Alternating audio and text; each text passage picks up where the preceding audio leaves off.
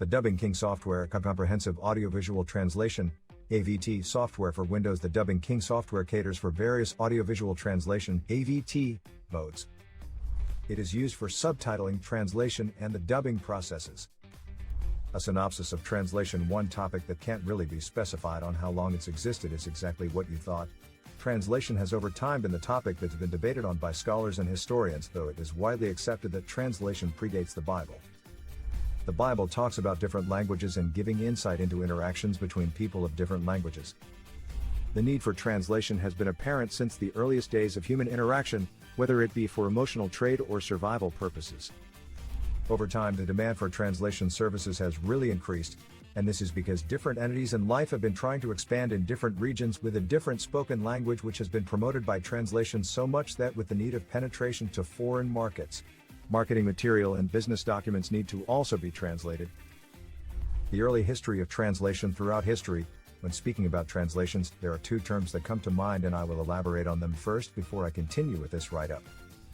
The word translation comes from a Latin term which means to bring or carry across, while the other relevant word is in relation to those words is from the ancient Greek word of metaphrasis, which means to speak across, and from this, the term metaphrase was born, which means a word-for-word translation. Through the translation works, some argue repeatedly that the knowledge and finding of Greek academics resulted from the translation work of Arabic scholars. It is believed that back then, when the Greeks were conquered, most of their works, if not all, were taken by the Arabic scholars, who in turn translated them and made them their own. This was done for the scientific, entertainment, and philosophical works. After the translation continued and the Arabic translation was further translated into Latin during the Middle Ages, mostly throughout Spain, and the resulting works provided the foundations of Renaissance academics. With the beginning of translation in ancient Greek, this opened a way for it to continue into religious translations and texts, which I will elaborate on further below. Religious translations and text. As a greater audience grew for religious texts and spiritual texts across the board, so did translation, which became greater and greater. The desire to spread religion to and inspire people through faith and gospel of God, the need for the religious text to be translated into more languages in order for people to understand became even higher. The very first translated religious text is believed to have been the Old Testament, which was translated into Greek in the 3rd century BC. This particular translation refers to the Septuagint, which was a translation of the Hebrew Bible into Greek, with Septuagint coming from the Latin word Septuaginta, which means 70. This text is therefore often referred to as the Greek Old Testament. It's incredible how lack of modern practices and tools this translation was carried out by approximately 70 scholars who, through a lot of difficulties, were able to translate and convert the text into Greek, and this became the basis for future translations of the Bible in multiple languages. From this, we can see how important the role religion played in the development of translation was. This led to the Church naming Saint Jerome as the patron saint of translation, who later created a Latin Bible in the 4th century AD. That's the Bible that present-day Catholic Church members use. Different churches started coming up, and the need to translate the religious texts to European languages heightened. From the Protestant Church to the Pentecostal to the Seventh-day Adventist Church, there was a huge need for the religious texts to be translated. It was clear, though, that the two main churches were Roman Catholicism and Protestantism, who have a different disparity in texts and major differences between crucial words and passages in the Bible. Famous language translators throughout time. Translation is the job that doesn't need people who do it to be known or in the limelight. As much as a lot of work does really go into the services they provide, most of them are not known, and since long ago many people have been doing translations. In this segment, I'll be able to mention a couple of people who have paved the way for present-day translators with the overly incredible dissemination of ideas and knowledgeable theories they presented over the years. The lists include translators like William Tyndale, who was executed in a small town in Belgium in 1536, with his crime being that he translated the Bible to the English language. He literally died fighting for his faith, which is a classic understanding of what being a martyr is. Tyndale, who was an English scholar, will go down in history as one pioneer in translating the Bible into the English language, as we have it now. He died on October 1536, near Vilvoorde, Duchy of Brabant. Chinese monk Xuanzang, who in 645 AD was credited with having translated 74 volumes on Indian Buddhist scripts into Chinese. He was a scholar and a translator who traveled to India in the 7th century and described the interactions between Chinese Buddhism and Indian Buddhism during the early Tang dynasty. He dies on 5th of February 664 AD in Yingtai District, Tongchuan, China. Constance Garnett was a British translator in the 19th century Russian literature who translated Russian classics including Tolstoy, Chekhov, Turgenev, and Gogol into English towards the end of the 19th century. He died on 17th of December 1946 in Crockham Hill, United Kingdom. Gregory Rabassa was an American literary translator who translated many Latin documents into English throughout the 20th century. He was a lecturer for many years at Columbia University and Queens College. He died on 13th of June 2016 in Branford, Connecticut, United States. Modern-day language translation practices and understanding. Fast forward from the Industrial Revolution of translation, the economy developed at a quick rate and evolved into a machine with potential for global success. New machinery with applicable and useful software allowed for production of texts and documents to be fast and the business-related materials, which meant that more time could be invested in evolving a company and translating material to enter foreign markets.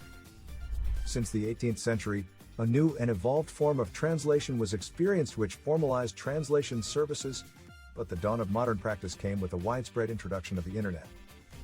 The Internet has really brought about easy access to a lot of translated text and even made it possible for one to get direct word-for-word translations in different languages. This has promoted the ability to understand and comprehend texts and documents from all over the world, be it contemporary or historical pieces. Crucially, there has been a huge growth in people feeling the need to understand the culture of the original country, and that of the audience which is being targeted with any material being translated. This has all been made by enhanced tools and practices. As much as word-for-word translation can lose meaning along the way, the mere fact that one can have a translation app for many languages in the tip of their hands only means that the art of translation has really come of age and no one will be killed like how William Tyndale was when he translated the Bible to the English language in the 1536.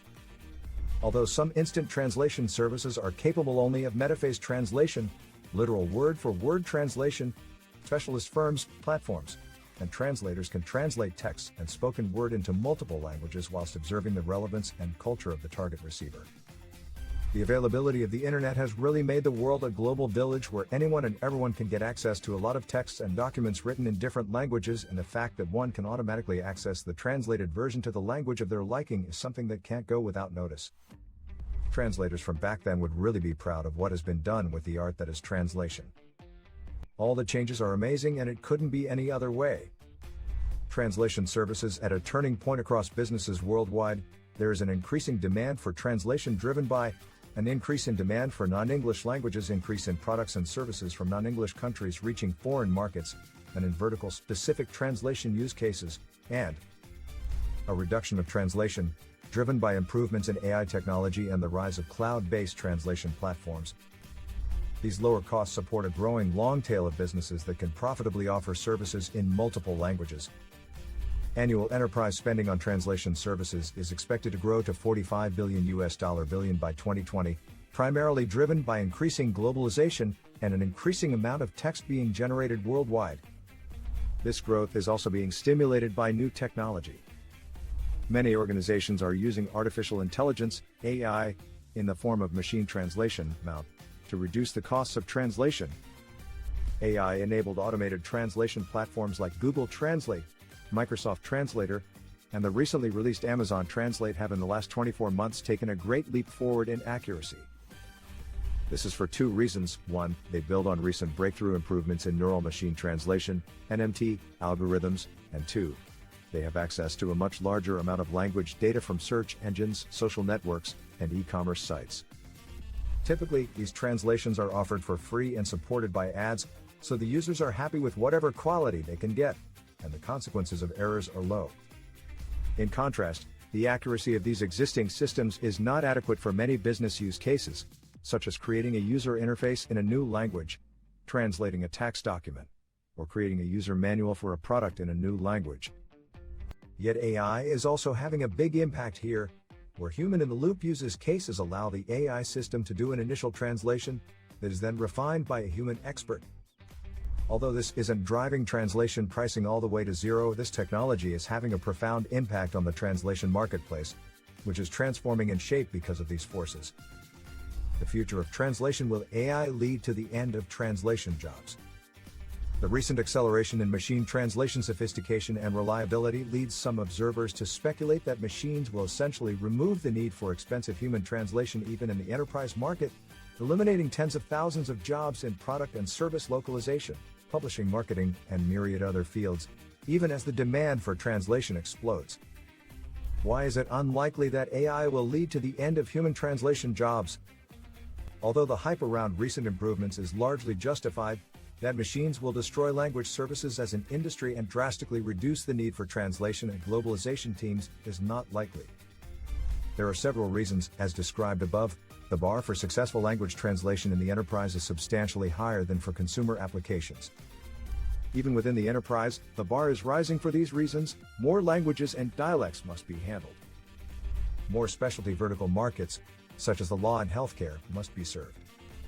There is an increase in the need for more specialty horizontal document types, such as for documents describing decisions, requirements, and systems. Translating the functional aspects of a product, e.g., menus and documentation, is a specialized practice and one for which consumer approaches to translation do not readily apply. Current language translation technologies will not improve at the current pace unabated. The biggest recent advances have come from leveraging massive corpora of already translated materials to learn translation models that can translate similar content in the future. Many enterprise cases are much more specific in terms of context and discipline, and also have lower volumes of already translated data for these narrower contexts. These are technical challenges that AI algorithms are only today beginning to address, and new technology transfer, if not also new R&D, are required to reach the next level in driving business value. The number of languages that can be profitably translated is increasing with the new lower-cost, AI-supported approach, as we describe in more detail below.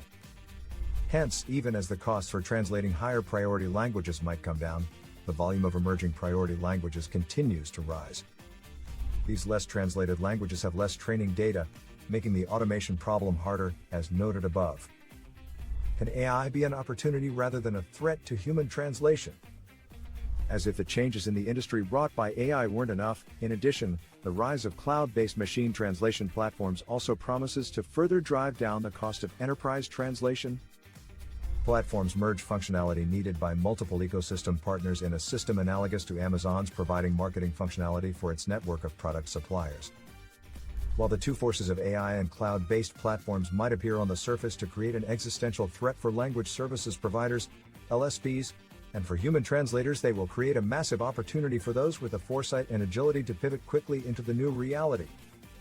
Lower costs will increase the number of enterprises that can consider sophisticated translation services they haven't previously been able to justify, driving a sharp increase in demand. Rather than eliminating the need for human translators with specific language, cultural, and vertical domain expertise, cloud-based AI-powered platforms will instead enable massive improvements in human translators' capacity, languages, verticals and horizontals, as above, efficiency and accuracy. Providers prepared to transition away from high-cost, hard-to-scale translation models and take advantage of enterprise-focused translation platforms will handle more volume, continue to offer the value-added expertise that differentiates the enterprise and consumer translation markets, and more easily and quickly add new languages. From an employment point of view, although there will be a massive shift in the work performed by a typical translator, for the reasons given above, we do not foresee a substantial decrease in the need for their services. Translating the long tail, the number of languages and language pairs now handled by the most advanced translation platforms represents only a small fraction of the languages spoken across even the developed world.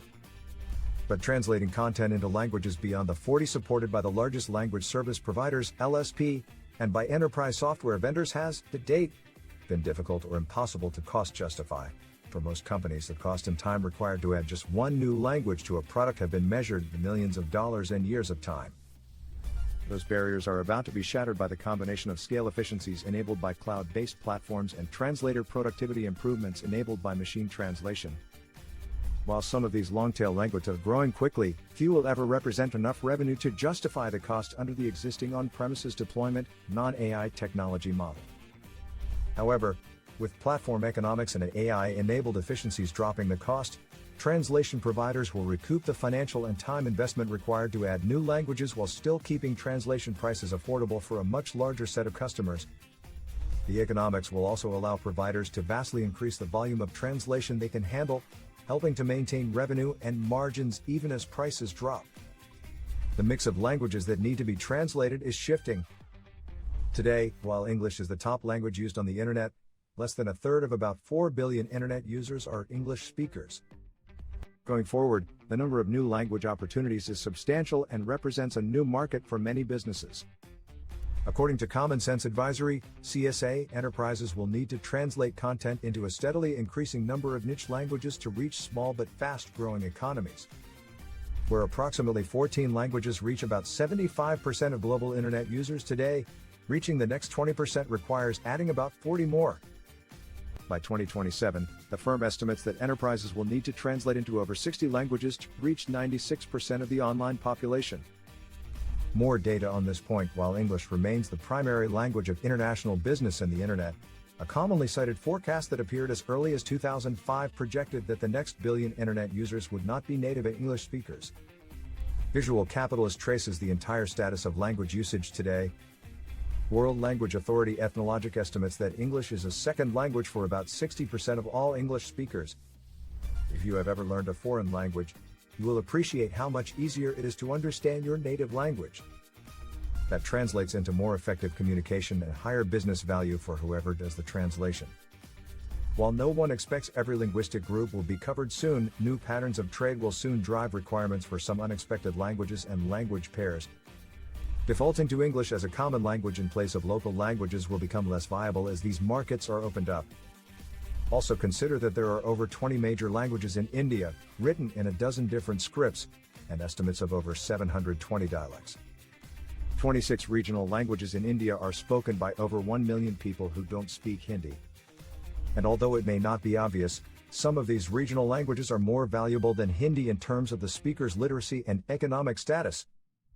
Beyond adding entirely new languages, the move to a platform model will also ultimately make translating within languages between dialects and specialist jargons affordable, further extending the long-tail opportunity. Altogether, this combination of today's decreasing hegemony of English along with non-Western-centric developments in global business means that there is an increasing demand for translation between many new language pairs, and this demand will last for years to come. Written by Winnie Murao Biso.